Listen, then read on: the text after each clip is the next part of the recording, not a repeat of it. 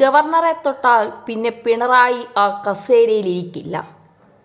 കേരളം രാഷ്ട്രപതി ഭരണത്തിലേക്ക് പോകും. അത് SFI പിള്ളേരെ ഒന്ന് പറഞ്ഞു മനസ്സിലാക്കി കൊടുക്ക് ആരെങ്കിലും. ഗവർണർക്ക് എന്തെങ്കിലും സംഭവിച്ചാൽ, ഗവർണറുടെ ശരീരത്തിൽ ഏതെങ്കിലും അക്രമികൾ തൊട്ടാൽ പിന്നെ ഈ സർക്കാരിനെ പിരിച്ചുവിട്ടുകൊണ്ട് കേരളത്തിൽ രാഷ്ട്രപതി ഭരണമുണ്ടാകും. ഗവർണർ വഹിക്കുന്നത് സംസ്ഥാനത്തെ ഏറ്റവും വലിയ ഭരണഘടനാ പദവിയാണ്. അദ്ദേഹം രാഷ്ട്രപതിയുടെ പ്രതിനിധിയാണ്. രാഷ്ട്രപതിക്ക് സമാനമായ ഭരണഘടനാപരമായ പ്രത്യേക സംരക്ഷണം അദ്ദേഹത്തിനുണ്ട്. ഗവർണർ സർക്കാരിന്റെ ഒത്താശയോടെ തെരുവിൽ ആക്രമിക്കപ്പെട്ടാൽ ഭരണഘടനാ സംവിധാനം സംസ്ഥാനത്ത് തകരാറിലായതായി കേന്ദ്രത്തിനെ വിലയിരുത്തി സംസ്ഥാന സർക്കാരിനെ ഭരണഘടനയുടെ 356 വകുപ്പ് അനുസരിച്ച് പിരിച്ചുവിട്ട് രാഷ്ട്രപതി ഭരണം പ്രഖ്യാപിക്കാനാകും. ഗവർണറുടെ റിപ്പോർട്ടില്ല എങ്കിലും അദ്ദേഹം ആക്രമിക്കപ്പെട്ടാൽ മേൽപ്പറഞ്ഞ നടപടി കൈക്കൊള്ളാൻ SR ബൊമ്മൈ കേസിലെ 1994 സുപ്രീം കോടതി വിധി അധികാരം നൽകുന്നു.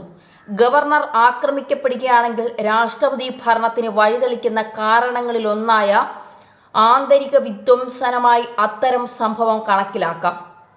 ഗവർണർ രാഷ്ട്രീയ ഗൂഢാലോചനയുടെ മറവിൽ ആക്രമിക്കപ്പെട്ടാൽ അത് ചൂണ്ടിക്കാട്ടുന്ന ഇന്റലിജൻസ് കേന്ദ്ര അന്വേഷണ റിപ്പോർട്ടുകൾ ആധാരമായി നടപടിയെടുക്കാനാകും. ആക്രമണത്തിന് സാധ്യത മുന്നിൽ കണ്ട് ഗവർണറുടെ സുരക്ഷ ഉറപ്പാക്കാൻ ഭരണഘടനാപരമായ നിർദ്ദേശം നൽകാനും കേന്ദ്ര സർക്കാരിനാകും.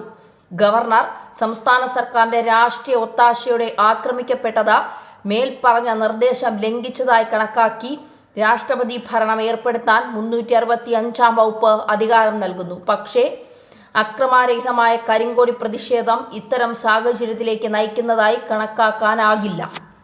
എന്തായാലും ഗവർണർ ആക്രമിക്കപ്പെടുകയാണ്, ഒരു സംഘം ഗവർണർക്കെതിരെ ഗൂഢാലോചന നടത്തുകയാണ് എന്ന് തോന്നിക്കഴിഞ്ഞാൽ ഗവർണറുടെ റിപ്പോർട്ട് പോലും നോക്കിയിരിക്കേണ്ട ആവശ്യം രാഷ്ട്രപതിക്കില്ല. ഉടൻ തന്നെ ഈ സർക്കാരിനെ പിരിച്ചുവിട്ട് രാഷ്ട്രപതി ഭരണം കേരളത്തിൽ വരാൻ സാധ്യതകൾ ഏറുകയാണ്.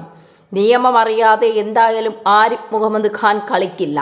അദ്ദേഹം നന്നായി നിയമം പഠിച്ച ഒരാളാണ്. അതുകൊണ്ട് തന്നെ കേരളത്തിലെ SFI പിള്ളേരോടാണ്.